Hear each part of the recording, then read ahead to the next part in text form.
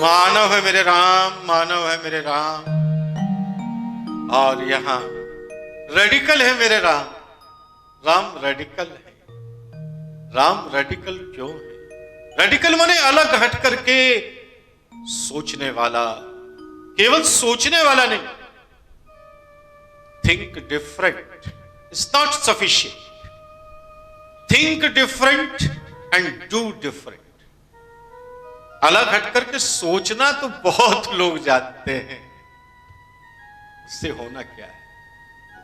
Think different, ये Steve jobs ने कहा था, लेकिन मैंने ऐड किया है थिंक डिफरेंट डू डिफरेंट। अलग हट करके सोचो और अलग हट करके काम करो। जब दोनों का कॉम्बिनेशन आ जाए तो परफेक्शन आएगा, और जब परफेक्शन आएगा तभी तो अचीवर होगा व्यक्ति। राम अचीवर है क्योंकि राम रेडिकल है, केवल सोचने में नहीं, अलग हट करके सोच भी रहे हैं और अलग हट करके कर भी रहे हैं। ऐसे ही लोग समय की शिला पर अपने हस्ताक्षर करते हैं जो कभी मिटते नहीं। राम मौन है। गुरु विश्वामित्र ने पूरी कथा को नरेट कर दिया है राम के सामने, और राम महसूस कर गए हैं जिस्ट कि है क्या ये अहिल्या और इंद्र और गौतम का जो त्रिकोण है, इसका जो मूल केंद्र है त्रिकोण का, वो केवल यौनिक मूल्यों का संघर्ष है। ये अनुभव कर लिया है Ram. Values regarding the sexuality, इसका केंद्र में है सारा संघर्ष। प्योरिटी ऑफ वर्जिननेस, कौमार्य की अक्षुणता और उसकी शुद्धता को लेकर के जो मूल्य हाल ही में बने हैं उनको लेकर के संघर्ष है। ये अनुभव कर लिया है राम ने। गुरु विश्वामित्र प्रबोधन करते हैं अपने कर्मों से भी, अपने विचारों से भी। इसीलिए गुरु ने राम को कोई आदेश नहीं दिया, कथा सुना दी, स्पेस दे दिया है। राम स्पेस दे दिया है कि अब तुम तय करो कि तुम्हें क्या करना है।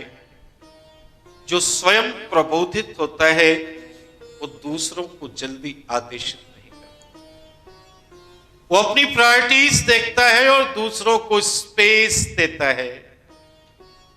गुरु ने राम को स्पेस भी दे दिया है, समय भी दे दिया है।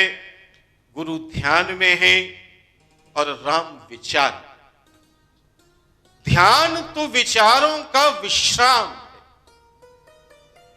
ध्यान तो वही है जहां व्यक्ति के अंदर विचारों का प्रवाह ठहर जाए, विश्राम में आ जाए, तभी तो ध्यान लगेगा।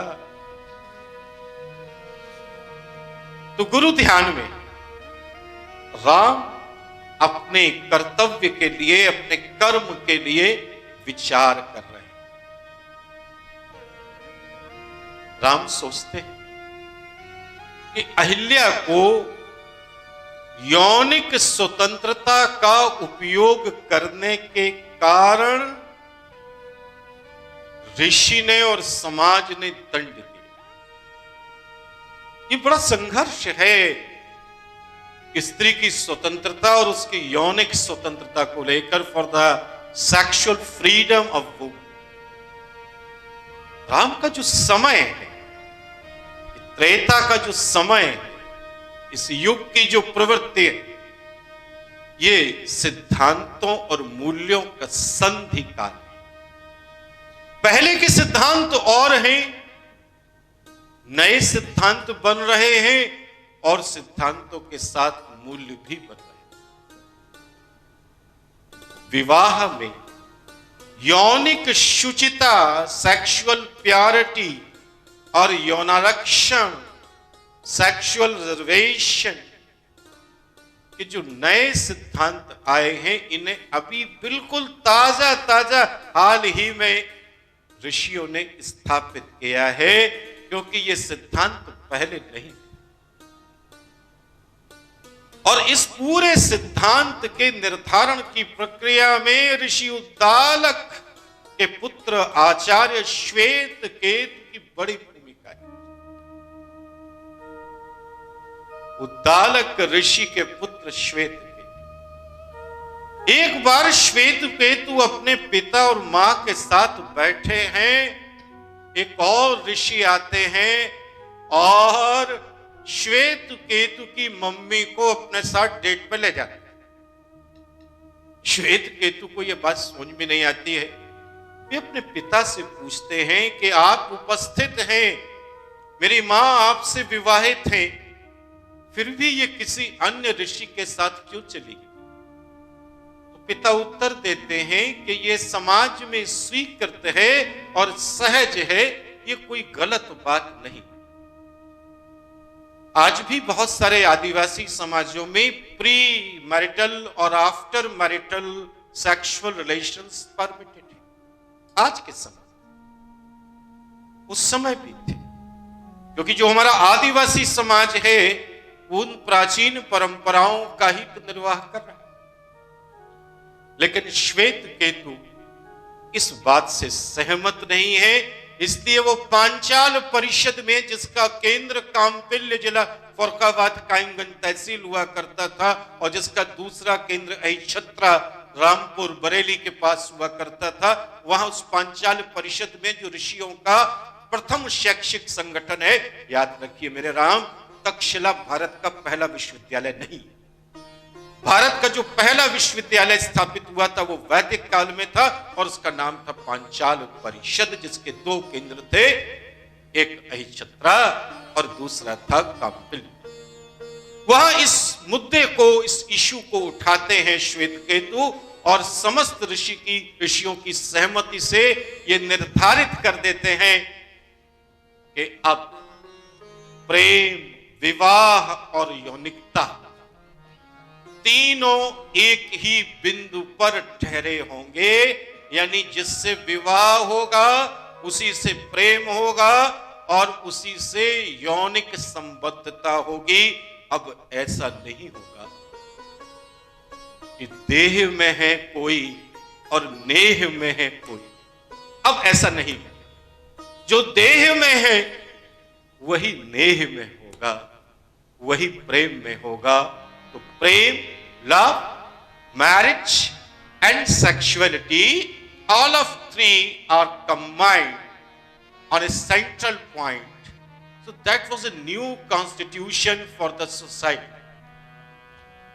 हाँ, लेकिन यहीं पर एक बात और है मेरे राम, कि ये तीनों बंधन लगा दिए गए स्त्री पर, लेकिन पुरुष पर अभी ये बंधन नहीं। पुरुष के पास अभी भी अधिक यौनिक स्वतंत्रता है। वो एक से अधिक स्त्रियों से विवाह के पूर्व या विवाह के पश्चात भी संबंध रख सकता है, एक से अधिक विवाह भी कर सकता है। आप जानते हैं कि पहले ये जो समय चल रहा है त्रेता का, वैदिक काल का प्रभाव है इस पूरे काल में। इसमें जो ऋषि हैं वो सन्यासी नहीं है, सारे ऋषि गृहस्थ हैं और उनके एक से अधिक पत्नियां भी। ये मुनि नहीं, प्रत्येक ऋषि मुनि नहीं। मुनि शब्द तो आएगा जैन धर्म के प्रभाव से, यानी 600 BC ऑनवर्ड्स। अभी कहां मुनि है? मुनि तो वो हैं जो मौन रहते हैं, जो ब्रह्मचारी होते हैं, नैष्ठिक ब्रह्मचारी होते हैं, वो मुनि कहलाते हैं। अभी मुनि का कोई कॉन्सेप्ट नहीं है। अभी तो ऋषि हैं, गृहस्थ आश्रम में भी हैं, यज्ञ करते हैं। अभी तपस्या भी महत्वपूर्ण नहीं है, अभी तप का प्रधानता नहीं आई है। इस समय तो यज्ञ की प्रधानता है, ये यज्ञ काल। तप तो वही होता है ना जिसमें हम शरीर पीड़न करते हैं। यह भी सांख्य के आधार पर जैन धर्म में बढ़ेगा और जैन धर्म का प्रभाव हमारे समाज पर आएगा। तब तप शुरू होगा, तपस्या शुरू होगी। तप माने शरीर का पीड़न करना। स्व शरीर पीड़न ही तप कहलाता है, अपने शरीर को कष्ट देना। ये आत्मा जो शरीर रूपी पिंजड़े में कैद है, इसको मुक्त कराना। चल उड़ जा रे पंछी, ये देश हुआ वीरन, वो है तप। ये 6वीं शताब्दी ईसा पूर्व यानी ईसाई धर्म के से भी 600 वर्ष पहले इसका प्रारंभ होगा। और अभी तो हम बहुत पहले की बात कर रहे हैं। तो पुरुष एक से अधिक विवाह करता है और संबंध भी बनाता है विभिन्न स्त्रियों से, लेकिन स्त्री को तो प्रतिबंधों में बांध कर पवित्र घोषित कर दिया गया। इसी युग में इस समाज का दोहरा चरित्र, it is a dual character, the characteristics of the society, ऐसा अनुभव कर रहे हैं राम। ये अनुभव उनके अंदर एक विचारों में उद्वेलन ला रहा है और ऐसा लग रहा है कि राम कुछ ऐसा करेंगे जो अभी तक किसी ने नहीं किया। देखें राम आगे क्या करते हैं। मानव है मेरे राम, मानव है मेरे राम, रेडिकल है मेरे राम, रेडिकल है मेरे राम। चले राम लक्ष्मण मुनि संगा, चले राम लक्ष्मण मुनि संगा, गए जहाँ जग पावन गंगा। चले राम लक्ष्मण मुनि संगा, गए जहाँ जग पावन गंगा। मानव है मेरे राम, रेडिकल है मेरे राम। राम सोच रहे हैं, विचार कर रहे हैं कि गौतम ऋषि ने अपने तप की महत्वाकांक्षा में अपनी पत्नी अहिल्या को वस्तु मान लिया और अहिल्या के अंदर जो व्यक्ति है उसकी उपेक्षा कर बैठे। ऋषि और अहिल्या का विवाह ही अपने में एक विडंबना थी। अहिल्या का स्व, उसका अस्तित्व, एक्जिस्टेंस ऑफ वुमन दमित हो रहा, सप्रेस हो रहा। वो तपस्विनी तो थी नहीं, अहिल्या तो रूप गर्विता कामनी स्त्री थी। अहिल्या ने तो अपनी क्षुधा, काम क्षुधा की पूर्ति की। राम सोच रहे, राम निर्णय कर रहे हैं अपने विचारों में कि दोष व्यक्ति का नहीं, यानी कि दोष अहिल्या का नहीं, दोष तो मूल्यों का है। इस समय राम, तुम्हारे राम मेरे राम, समय राम कर्मोत्तम है, मर्यादा पुरुषोत्तम नहीं, कर्मोत्तम। इसलिए राम रेडिकल हो उठते हैं, अलग हट करके सोच लेते हैं। अहिल्या के मृत पड़े आश्रम में अंदर पहुंचते हैं और खोजते हैं अहिल्या को कि अहिल्या कहां बैठी है, क्योंकि उस पूरे वीराने में पता ही नहीं लगता था कि अहिल्या है भी कि नहीं भी। ऋषि विश्वामित्र आए हैं अहिल्या के आश्रम में, राम आए हैं, लक्ष्मण आए हैं। यानी कितने वर्षों बाद ऐसा पहली बार हुआ है कि कोई आया है इस आश्रम में। तो आसपास के कुछ वनवासी स्त्री पुरुष भी इकट्ठा हो गए। राम स्त्रियों से अहिल्या को खोज भी लेते हैं, स्नान कराने का आग्रह करते हैं और फिर राम वैदिक रीति से अहिल्या का पूजन सत्कार करके उनके चरण स्पर्श करते हैं। ये है पुरुषोत्तम होना राम का। ये राम का पुरुषोत्तम होना भी है, बस मर्यादा यहां पर नहीं, यहां कर्मोत्तम है। पुरुषोत्तम भी है, कर्मोत्तम भी है, क्योंकि रेडिकल जब आदमी होता है तो कर्मोत्तम होता है। फिर राम जाते हैं ऋषि गौतम को खोज कर लाते हैं वनों की उन अनंत गहराइयों से, जहां वो अज्ञातवास में अपना जीवन व्यतीत कर रहे थे, और लाकर के अहिल्या के आश्रम को जीवंत बना देते हैं, पवित्र बना देते हैं। मानव है मेरे राम, मानव है मेरे राम, मानव है मेरे राम, रेडिकल है मेरे राम।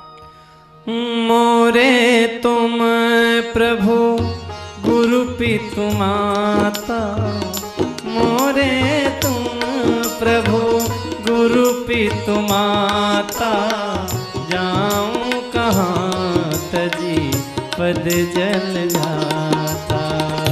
मोरे सबुई एक तुम स्वामी, मोरे सबुई एक तुम स्वामी, दीन बंधुर अंतर्यामी, दीन बंधुर अंतर्यामी, उर अंतर्यामी।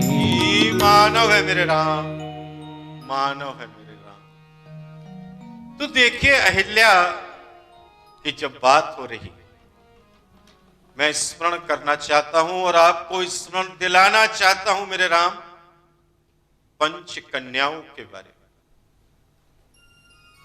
पंच कन्या में पहली कन्या है अहिल्या। अहिल्या और जो पांचों कन्याएं हैं, यहां पर ये कन्याओं का मतलब 10 वर्ष की कन्या नहीं, ये 5 स्त्रियां हैं जो प्रातः वंदनीय हैं, और ये पांचों स्त्रियां यौनिक वर्जना तोड़ने वाली हैं, फिर भी पूजनीय हैं, और इन्हें कन्या क्यों कहा गया है? वैदिक जो सामाजिक मूल्य बन गए थे वो धीरे धीरे सिद्धांतों की तरह समाज में आ गए।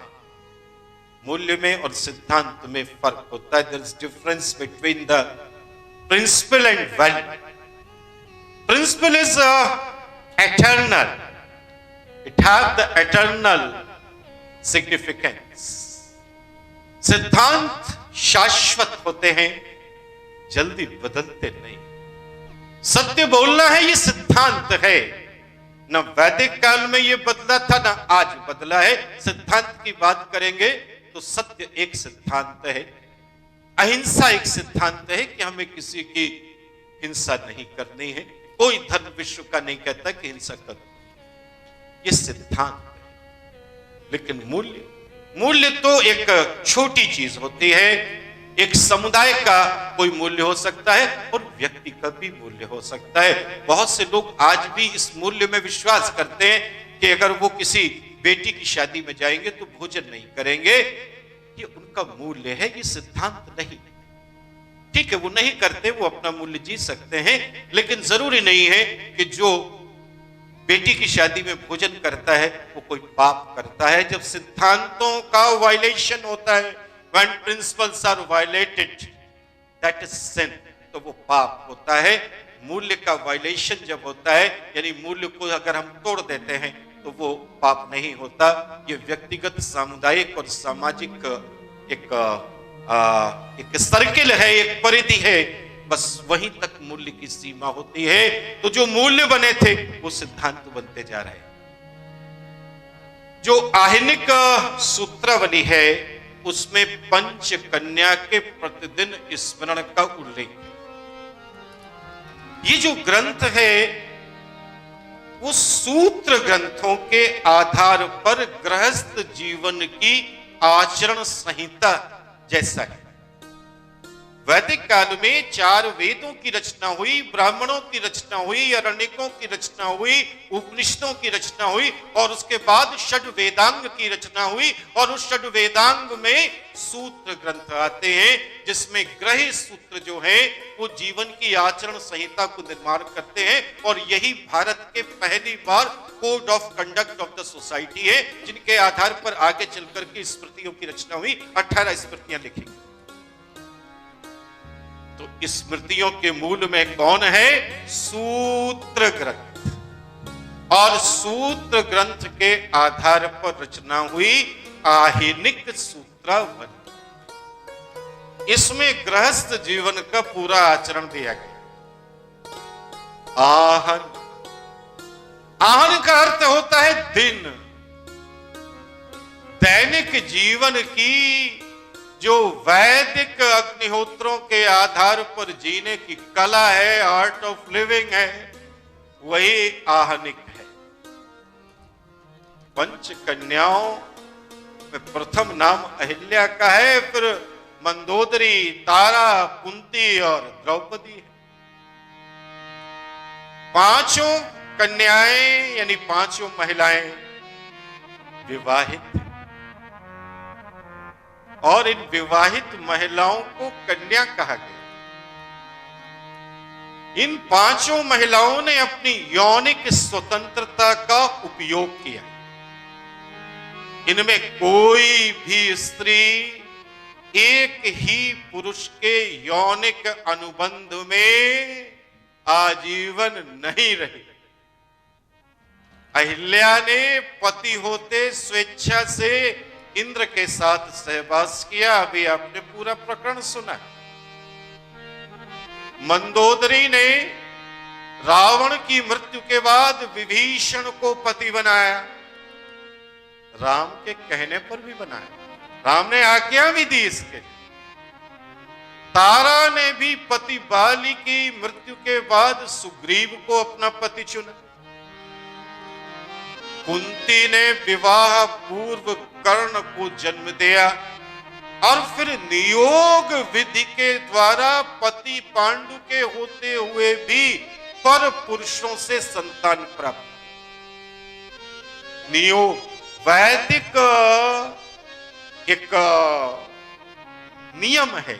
किसी स्त्री के अगर संतान नहीं, विवाहित है लेकिन संतान नहीं, पति की या तो मृत्यु हो गई है या 7 वर्ष से अधिक हो गए हैं, पति का पता नहीं है कहां गया, या वो इंपोर्टेंट है, नपुंसक है, क्लीव है, या ऐसी बीमारी से ग्रस्त है कि संतान को जन्म नहीं दे सकता, तो किसी दूसरे सक्षम व्यक्ति से संतान प्राप्त की जा सकती है। वो स्त्री संतान प्राप्त कर सकती है। इस विधि को कहा गया नियोग। इसी विधि से पांडवों का जन्म।